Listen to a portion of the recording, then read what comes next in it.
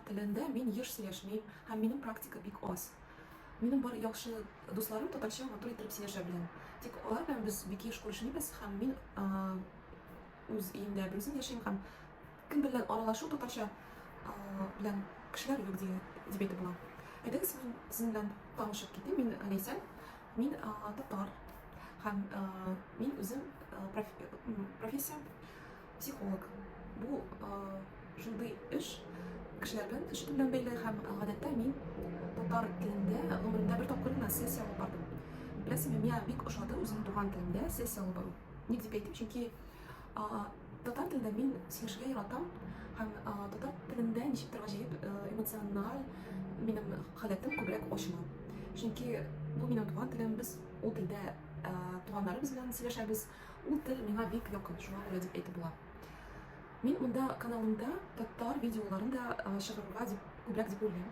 Чөнки бу минем мин әйткән буенча телемне байтам дип уйлыйм. Татар телендә видео язмалар башкарсам һәм үзем турында да бераз сөйләп җибәрәм. Мин үземнең буш вакытында вокалга йөрергә яратам. Җырлау мәсьәләсе, мин җырлыйм.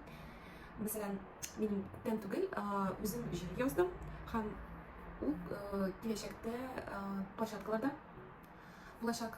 Әлбәттә, мин сезгә аның турында хәбәр бирәчәкмен. Һәм шунда минем җырымның исеме «Эзләмә, эзләмә». Хәзер мин сезгә аны бераз җырлап бирәм. Эзләмә, эзләмә, син мине эзләмә, бары бер булса да йөрәгеңдә яра. Эзләмә, эзләмә, син мине эзләмә, йөрәгеңдә булса бары бер тик яра. Анда куплет: мин сине тик эзләдем, урманда, далаларда, син кинәт тиз югалдың, мин сине бик ышандым. Һәм бу шундый мәлдә җырлана торган җыр иде. Һәм дә мин аны яздым. Кайсы вакытта шундый вакыт бар иде минем тормышымда. Ничектер аңлашылмый торган вакыт ул. Мин әллә яхшы тормышымны күз алдыма китереп, күп иттереп хыялланган идем, өметләнгән идем матур тормышка бер егет белән.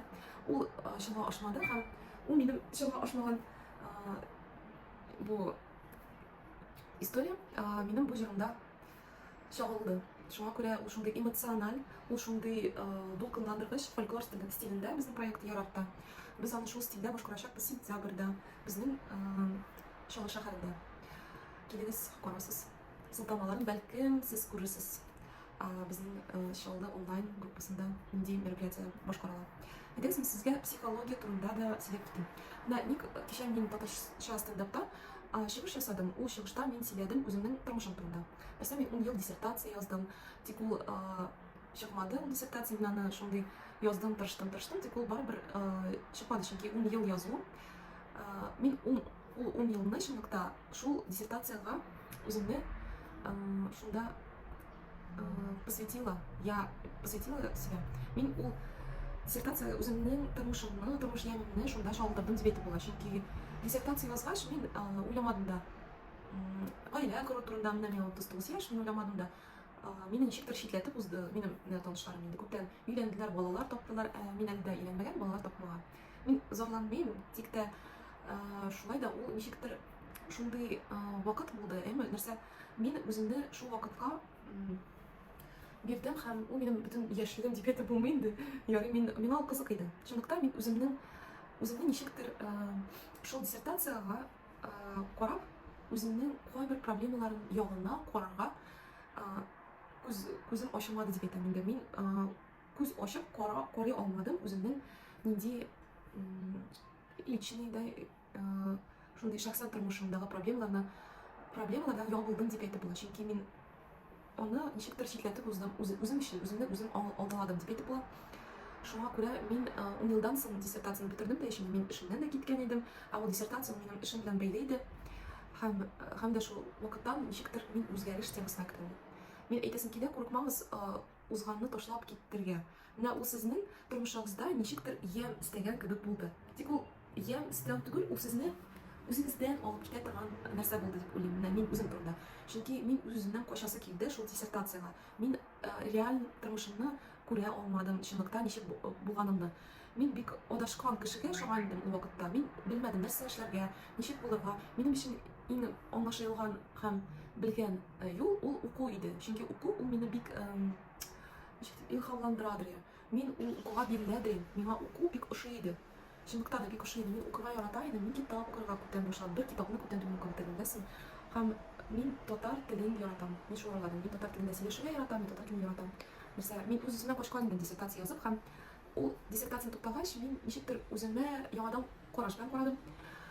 Мин супервизиягә язылдым. Мин частный практика белән эшли башладым һәм бик уңышлы булып чыкты ул. Дуслар, бик уңышлы, чөнки супервизия ул үзеннән дә кулайрак, үзеннән дә акыллырак специалистлар белән мин эшләдем.